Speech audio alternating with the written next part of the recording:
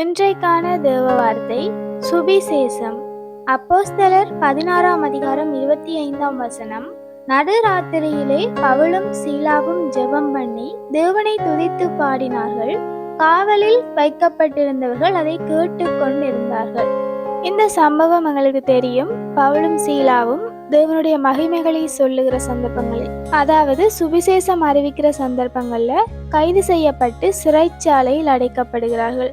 இந்த இடத்துல சொல்லி இருக்கு, சிறைச்சாலையிலிருந்து அவர்கள் தேவனை துதித்து பாடும்போது சிறைச்சாலையில் வைக்கப்பட்டிருந்த மற்றவர்கள் அதை கேட்டு கொண்டிருந்தார்கள்.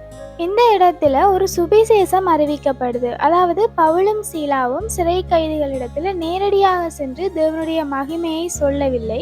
ஆனா நடுராத்திரியில அவர்கள் தேவனை துதித்து பாடும்போது மற்ற கைதிகள் கேட்டு கொண்டிருக்கிறார்கள். அது ஒரு சுவிசேஷமாக இங்கு அமையுது. இந்த சம்பவத்திற்கு ஊடாக நாங்க பார்க்கலாம், எங்களுடைய வாழ்க்கையில ஏதாவது ஒரு பிரச்சனையோ ஒரு சோதனைகளோ ஏதாவது வரும் பொழுது நாங்க என்ன செய்கிறோம் என்றது இன்னொருத்தருக்கு ஒரு சுவிசேஷம் அல்லது ஒரு சாட்சியாக அமையுது. சோதனைகள் பாடுகளின் போது நாங்களும் புலம்பி தீர்த்து அழுகிறோமா இருந்தா ரட்சிக்கப்படாதவர்களுக்கும் எங்களுக்கும் எந்த ஒரு வித்தியாசமுமே இருக்காது.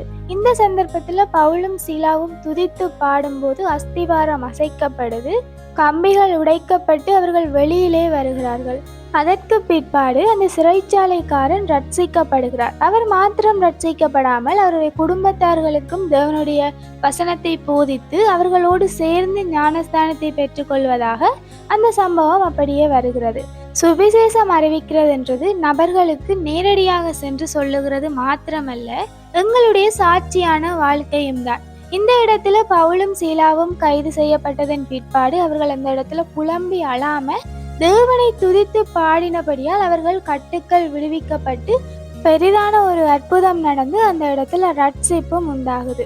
நாங்களும் பவுலும் சீலாவும் போல பிரச்சனைகளின் மத்தியில தேவனை துதித்து பாடி ஜெபம் பண்ணுகிறோமா இருந்தா அந்த பிரச்சனைகளிலிருந்து விடுதலையையும் பெற்றுக்கொள்ளலாம். அதே நேரம் மற்றவர்களுக்கு சுவிசேஷம் அறிவிக்கிறதாகவும் அது அமையுது.